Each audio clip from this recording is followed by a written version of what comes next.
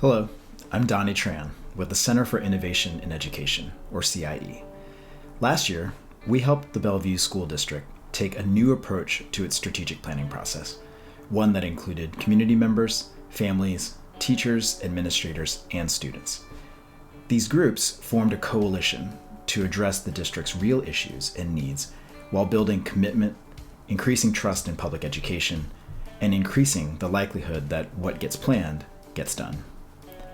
Bellevue's planning process was built on these 4 ongoing habits of inclusive design: inclusion, empathy, co-creation, and reciprocity. First, we invested in community leadership and formed a diverse and inclusive coalition that enabled the district to collaborate directly with students, families, and community members. During the empathy process, the coalition conducted extensive empathy interviews and took the time to really understand the concerns of everyone involved. Based on this empathy data, we established a meaningful problem statement that ensured that the plan addressed the right issues. The coalition built a vision based on the idea that Bellevue would be a place where everyone could belong, learn, and lead. Together, we developed strategies that would ensure that this vision becomes a reality. And we established reciprocity, which is really a shared accountability between the district and the schools, community, parents, and students to engage in regular reflection and monitor and share progress to maintain the ongoing work to make our vision of the future a reality. Strategic planning always impacts the policies, practices, and resource flows of a district.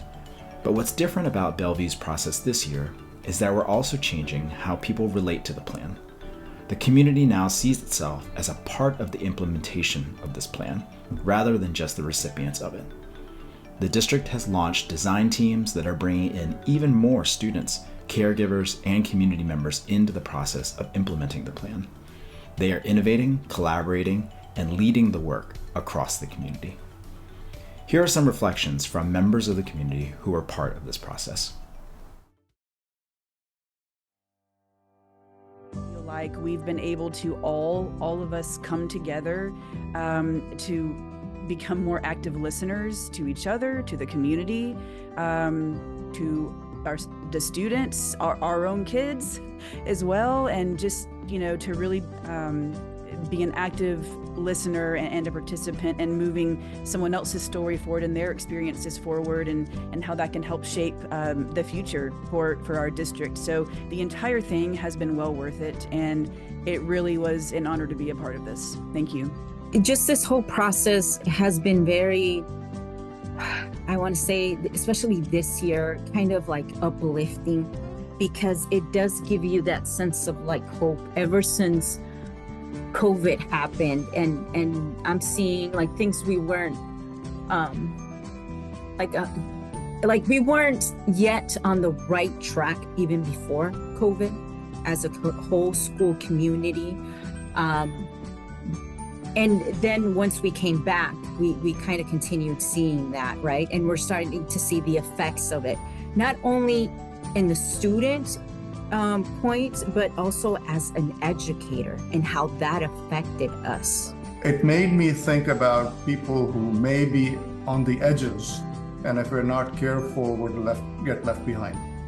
I don't normally interact with students and parents, and it is something that was of value to me that I learned more than I thought of how my actions actually can affect your lives. We may still have differences, but at the end, if we can include as much as perspective, we can make better choice or decision together. So I'm hopeful we'll come with a good solution at the end. So thanks. It's hopeful in light of lots of things in the world that don't feel hopeful. It feels hopeful to contribute with a group of people who started out as strangers and then move toward more community around a common purpose that feels really meaningful. I met quite a few of the folks who we don't see as parents when we come to the school, because we don't go to the district offices and all. And I came away thinking, man, we have like smart, hardworking people working for our kids. So I really, really appreciate that. Thank you for that.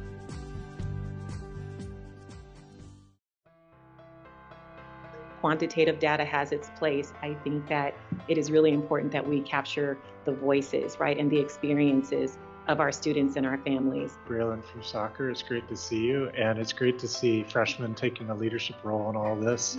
I think that's really impressive and awesome, and that means that he'll be here for the next 4 years, making sure that we're accountable to all these things. And I look forward to that, and his parents back there will help make sure we do that as well. It isn't a comfortable set of, here's the problem statement, here are the reasons why. I don't think it's supposed to be. This is meant to spur us on to action and to find solutions. And I think that you've identified a lot of things that are hanging out there and people kind of know they exist, but they don't really know how to take action to resolve them. And I think that that's really a key value of this is it's done a great job of taking a step back and helping identify those problems and recommending some potential approaches to resolve them.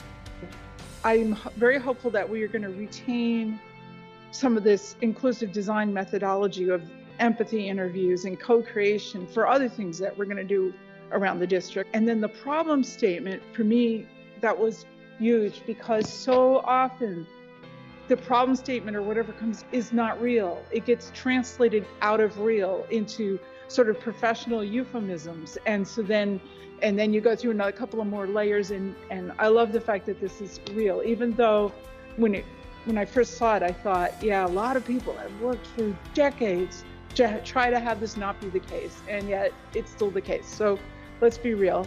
I have goosebumps, and I've experienced, like President Watson, a few strategic plans in my lifetime, and there is nothing like this one. It's, I said it on Monday, I'll say it again, it is transformational, and I'm super excited to see how this rolls out. And the idea of those root causes causing great discomfort is a really good thing. These voices demonstrate that Bellevue is embarking on something very special. Something based on deepening trust, commitment, and capacity. I hope you're as excited and inspired by it as I am.